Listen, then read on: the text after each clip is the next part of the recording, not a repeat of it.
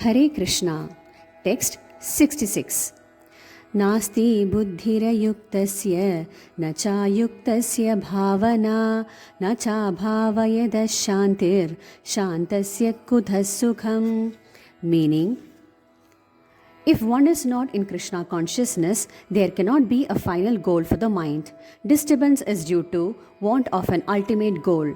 And when one is certain that Krishna is the enjoyer, proprietor, and friend of everyone and everything, then one can with a steady mind bring about peace.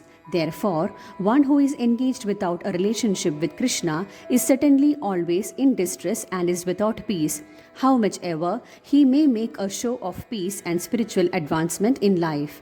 Krishna consciousness is a self-manifested peaceful condition which can be achieved only in relationship with Krishna.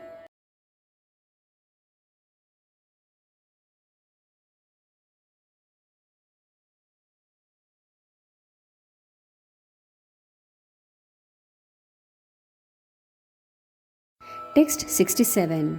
Indriyanam hi charadam yanmanonu vidhiyate tadhasya haradi pragyam vayurnavami vambhasi. Meaning, unless all the senses are engaged in the service of the Lord, even one of them engaged in sense gratification can deviate the devotee from the path of transcendental advancement. Text 68. तस्माद्यस्य महाबाहो निग्रहीतानि सर्वशः इन्द्रियाणीन्द्रियार्थेभ्यस्तस्य प्रज्ञा प्रतिष्ठिता. Meaning, one can curb the forces of sense gratification only by means of Krishna consciousness or engaging all the senses in the transcendental loving service of the Lord.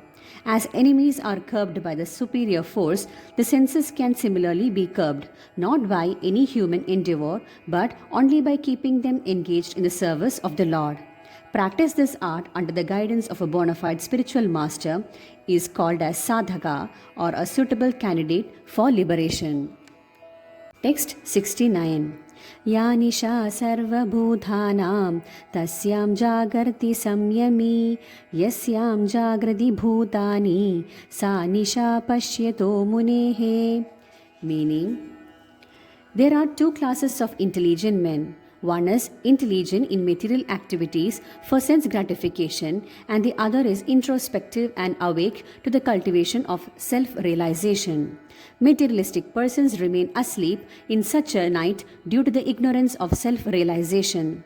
The introspective sage remains alert in the night of the materialistic men.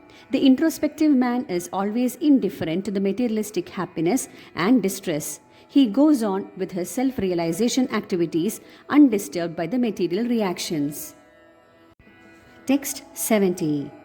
Apuryamana machala pratishtam samudramapa pravashanti yudvat tadvatmakamayam pravashanti sarve sashanti mapnodi nakamakami.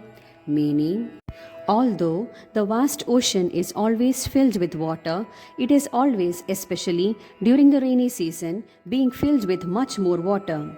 But the ocean remains the same, steady. It is not agitated, or does it cross beyond the limit of its brink. That is also true of a person fixed in Krishna consciousness. The devotee, however, is not disturbed by such desires because of his fullness. A Krishna conscious man is not in need of anything because the Lord fulfills all his material necessities. Therefore, he is like the ocean, always full in himself. Desires may come to him like the waters of the river that flow into the ocean, but he is steady in his activities, and he is not even slightly disturbed by the desires for sense gratification. That is the proof of a Krishna conscious man.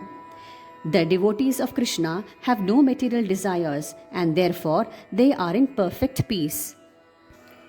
Text 71. Vihaya kamanya sarvan pumshascharadi nispraha nirmamo nirahankara sashanti madhigacchati. Meaning, to become desireless means not to desire anything for sense gratification. In other words, desire for becoming Krishna conscious is actually desirelessness. to understand one's actual position as the eternal servitor of Krishna without falsely claiming this material body to be oneself and without falsely claiming proprietorship over anything in the world is a perfect stage of Krishna consciousness. One who is situated in this perfect stage knows that because Krishna is a proprietor of everything, everything must be used for the satisfaction of Krishna. Arjuna did not want to fight for his own sense satisfaction, but when he became fully Krishna conscious, he fought because Krishna wanted him to fight. This transcendental knowledge is based on the self-realization, namely, knowing perfectly well that every living entity is an eternal part and parcel of Krishna in spiritual identity, and that the eternal position of the living entity is therefore never on the level of Krishna or greater than him. This understanding of Krishna consciousness is a basic principle of real peace. Text 72. एषा भ्रामी स्थितिः पार्थ नैनां प्राप्य विमुह्यति स्थित्वा स्यामन्तकालेऽपि ब्रह्मनिर्वाणमृच्छति.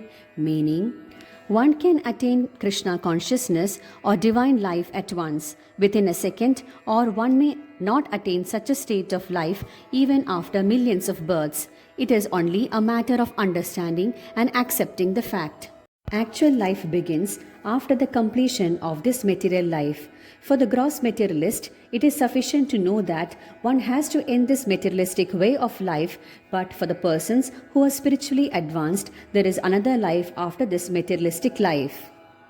Before ending this life, if one fortunately becomes Krishna conscious, he at once attains the stage of Brahma Nirvana. There is no difference between the kingdom of God and the devotional service of the Lord. In the material world, there are activities of sense gratification, whereas in the spiritual world, there are activities of Krishna consciousness. Attainment of Krishna consciousness, even during this life, is immediate attainment of Brahman, and one who is situated in Krishna consciousness has certainly already entered into the kingdom of God. Thus end the Bhaktivedanta purports to the second chapter of the Srimad Bhagavad Gita in the matter of its contents. Hare Krishna.